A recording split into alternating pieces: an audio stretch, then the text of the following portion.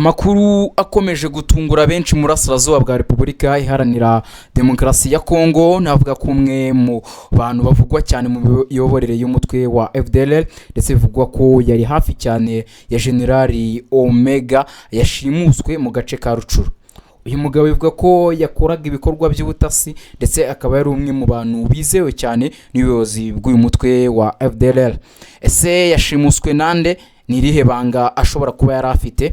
Ese irishimutwa rifite aho rihuriye n'ibikorwa bya gisirikare biri kubera muri Kivu y'Amajyaruguru?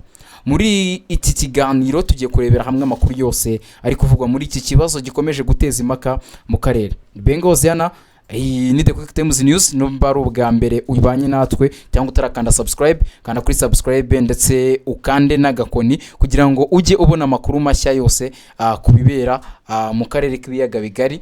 Unavugagaho ku Kazogera. Nkwaye ikaze.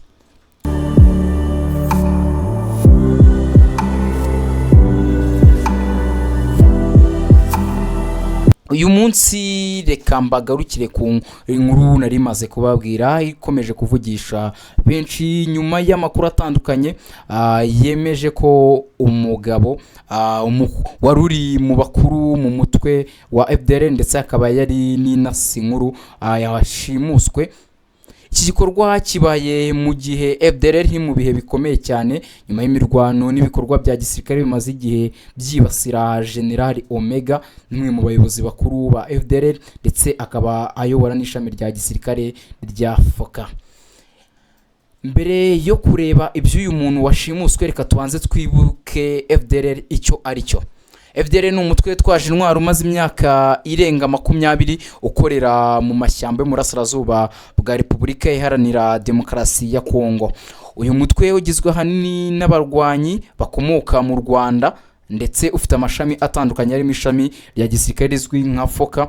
Nibavuga abarwanyi bakomoka mu Rwanda, wumve abasize bakoze genocide mu Rwanda mu 1994.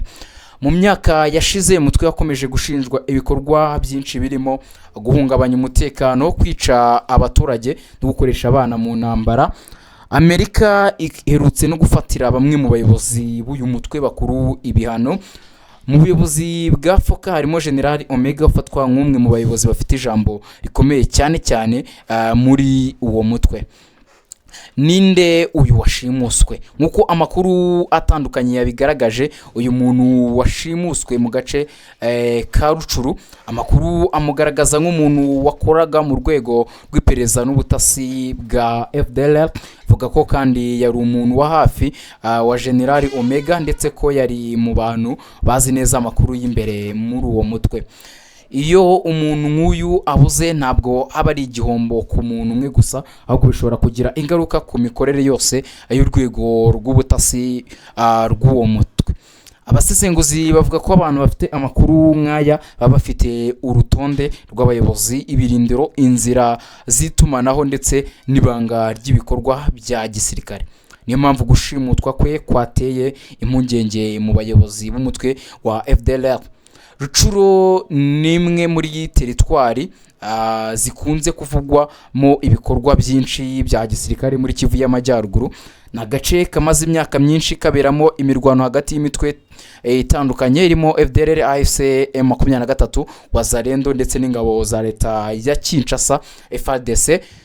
Kubera iyo mpamvu umuntu ufite amakuru y'ingenzi ashobora gufatwa cyangwa gushimutwa n'impande zitandukanye zifuza kubona ayo makuru. Arabakeka ko uyu muntu ashobora kuba yarafashwe n'abashakaga amakuru y'ibanga y'uyu mutwe, abandi bakavuga ko ashobora kuba bifitanye isano n'amakimbirane yo mu mutwe wa FDLR mu imbere. Ninde waba uri inyuma y'irishimutwa? Kugeza ubu nta ruhande rurigamba iki gikorwa, ariko hari ibitekerezo bitatu biri kuvugwa cyane. Icya mbere, haravuga ko ashobora kuba yarafashwe n'abarwanyi bahanganye na FDLR. Iyo bigenze bigutyo, intego yo kubona amakuru y'ibanga ku buryo uwo mutwe ukora, ubwo bari gushyirwa mu majwi cyane n'ubundi ni umutwe wa M23. Icya kabiri, harabakeka ko ashobora kuba yarashimuswe n'abantu bo muri FDLR ubwabo. Ibi bikunze kuba iyo hari abantu bakekwaho gukorana n'abanzi cyangwa kugambanira ubuyobozi. icya gatatu hari n'abavuga ko ashobora kuba yarahunze cyangwa akaburirwa irengero ku bushake kubera impamvu z'umutekano. Kugeza ubu nta gihamya ifatika yemeza imwe muri izo mpamvu ashobora kuba yarashimuswe. Ibi bishobora kugira izihe ngaruka noneho ku mutwe nka FDLR? Icya mbere ni uko ubuyobozi bushobora gutakaza amakuru y'ingenzi. Icya kabiri ni uko abarwanyi bashobora gutangira gukeka ko hari amakuru ari gusohoka nawe bakizera umutekano wabo. Icya gatatu ni uko bishobora gutera ubwoba abandi bakozi mu rwego rw'iperereza rw'uyu mutwe plutôt wa FDLR. Icya kane ni uko n'ubundi FDLR isigarana ikikango ndetse ikikanga n'ubugambanyi. Abasesenguzi bavuga ko umutwe wari wose ushobora guhura n'ikibazo gikomeye iyo utakaje abantu bawo ab'ingenzi mu rwego rw'ubutasi. Igice cya gatandatu Amerika n'ibihano ku bayobozi ba FDLR. Mu minsi mike ishize Leta Zunze Ubumwe za Amerika yafatiye ibihano bamwe mu bayobozi bakuru ba FDLR na AFC M23. Muri abo harimo Colonel Gustave Kubwayo uzwi nka Colonel Sirikufu, umwe mu bayobozi bakomeye mu rwego rw'ubutasi rwa FDLR, ari narwo uyu washimuse yabarizwagamo. Ibi byerekana ko ibikorwa by'ubutasi muri iyi mitwe bikomeje gukurikiranwa cyane n'amahanga. Ni muri urwo rwego abantu benshi bahuza ishimutwa n'igitutu kiri ku bayobozi n'abakozi b'iperereza b'imitwe yitwaje intwaro. Kugeza ubu haracyari ibibazo byinshi bidafite ibisubizo. Ninde washimuse uyu muntu? Arihe ubu? Yaba akiri muzima cyangwa hari ikindi gishobora kuba cyamubayeho? Ese yaba afite amakuru ashobora guhindura byinshi ku mikorere? Ibi byose ni ibibazo bizasubizwa n'igihe ndetse n'iperereza rizakorwa. Ariko ikigaragara ni uko ukubura nk'uyu muntu byateye impungenge muri FDLR kandi bishobora kugira ingaruka zikomeye ku mikorere y'ubutasi bw'uyu mutwe. Mwebwe murabitekereza iki? Ese mu nishimutwa ryaba ryakozwe nande? Andika igitekerezo cyaho muri comment. Gusa ku ruhande rwanjye uko mbibona hari bibiri bishoboka. N'ubundi ashobora kuba ubwe kubw'umutekano, ashobora kuba yahunze. Ikindi niba yashimuswe ashobora kuba yashimuswe nabo bahanganye bwo bashyirarwa mu majwi cyane n'ubundi ni M23 ndetse na Twirwaneho, kuko nibo bashinja FDLR ibikorwa bitandukanye n'ubundi byibasira abaturage b'abasivile, arimo kwica abaturage b'abasivile. Byose n'ubundi nibyo dukomeza kugenda tubakurikiranira. Gusa ibi ngibi nanone bigaragara nkaho nyine ari ubutabera, harabona ubutabera abo yagiye ahemukira.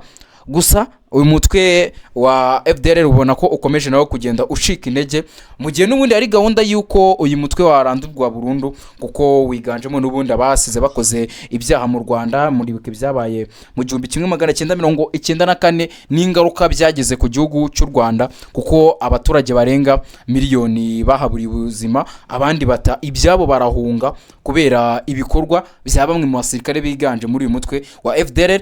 N'ubundi umutwe wa FDLR ukaba ugifite gahunda yo kuza gutera u Rwanda bagakuraho ubutegetsi buriho. Ubwo reka dutegeze turebe, turakomeza gukurikirana iby'uyu mutwe wa FDLR ndetse n'ibyaba biri kuvuga ko bari gushimutwa. Amakuru yose agenda asohoka turayakugezaho hano kuri The Quick Times News. Dibenga Oziana, amahoro n'imigisha Nyagasani atanga bikomeze bane namwe. Gusa nimba utarakanda subscribe, kanda subscribe, ujye no kukazogera ukandeho kugira ngo ujye ukomeza kubona amakuru yose atandukanye. Like, share ndetse na comment, byose birakeneye kugira ngo dukomeze kwagezaho amakuru asasenguye kandi yizewe. Murakoze cyane kuba mwakomeje gukurikira iyi channel. Twongere kubonana n'ubundi mu nkuru zacu ziza gukurikiraho. Amahoro n'imigisha Nyagasani atanga bikomeze bane namwe, gahunda zacu zikomeze zibanogere kandi turabakunda cyane. Sawa.